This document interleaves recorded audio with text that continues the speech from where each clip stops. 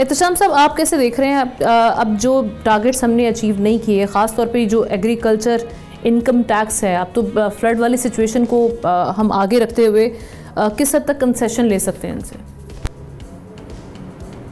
अब ना तीन चीज़ों के बारे में कहा जा रहा है कि IMF का जो जायज़ा मिशन दूसरा आ रहा है उनका बड़ा सख्त रवैया होगा।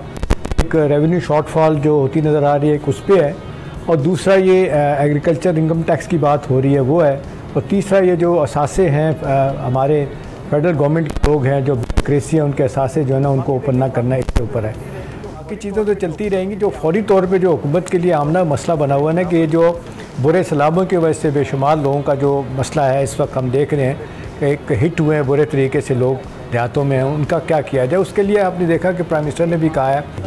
अब ना असल मसला ये है जिस पर मुझे हंसी भी आती है, हैरत भी होती है, वो ये है कि हुकूमत जो है ना वो IMF से कहने जा रही है कि जी हमें नए टैक्स लगाने की इजाज़त दी जाए। हमेशा IMF कहता है टैक्स लगाओ, हमने उसको रजिस्ट किया है। अभी ये तो बड़ी आइडियल सिचुएशन है IMF के लिए। वो तो कहेंगे भाई अब जो कर्ज़ा देने वाला है वो तो कहेगा हमें क्या है जी, भले आप टैक्स लगाएं, हमारा तो कर्ज़ा सूद के साथ आप वापस करते रहें तो हमें कोई प्रॉब्लम नहीं है।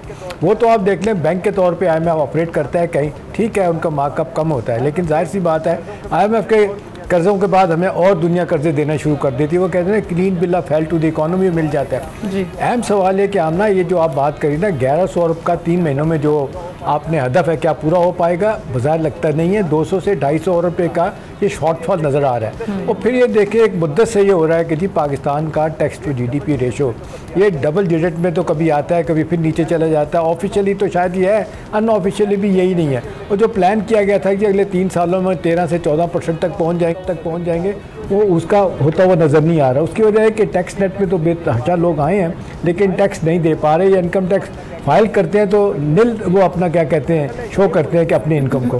मेरा ख्याल है ये वो इश्यूज़ हैं जिसके ऊपर IMF अपना स्ट्रांगली इसके ऊपर बात करेगा। और दूसरी बात यह है कि अभी ये जो अब हो रहा है अपना क्या कहते हैं स्टेट सेक्टर में जो क्रिटिकल स्ट्रक्चर रिफॉर्म्स है ना वो जो नहीं हो पा रही, इस पे उनका बड़ा सीरियस कंसर्न है। थोड़ी बहुत हुई हैं लेकिन जिस तरह होनी चाहिए।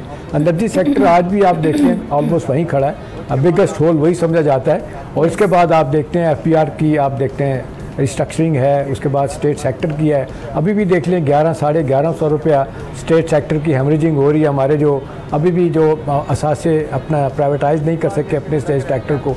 अच्छी बात यह है कि जो लग रहा है कि IMF के सख्त दबाव में अब ये साल के आखिर तक लगता है कि जी PIA जो है ना नवंबर तक कहा जा रहा है कि जी इसकी प्राइवेटाइजेशन हो जाएगी। उससे शायद दरवाज़ा खुलेगा कि और भी हमारी प्राइवेटाइजेशन के लिए चीज़ें जाएंगी। तो जनरली मेरा ख्याल है मुश्किल हालात हैं। IMF थोड़ा सा हमने कंसिडरेट ज़रूर होगा। सैलाबों की वजह से वो नहीं चाहेगा कि एग्रीकल्चर इनकम टैक्स जो है ना वो हर सूरत में वसूल किया जाए। अगर तो इस पर बात होगी, ये तो बीच में आ गया ना मसला।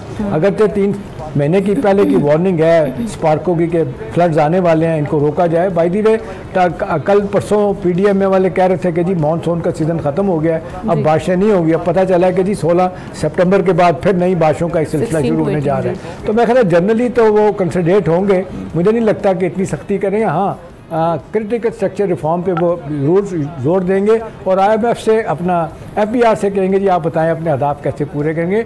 लेकिन आखिरी बात है कि हमने लग रहा है कि वो तीसरी किस्त में जारी हो जाएगी, लेकिन सख्त एफिशिएंट बट के साथ होगी। सब्सक्राइब करें और बेल दबाएं ताकि कोई खबर रह न जाए।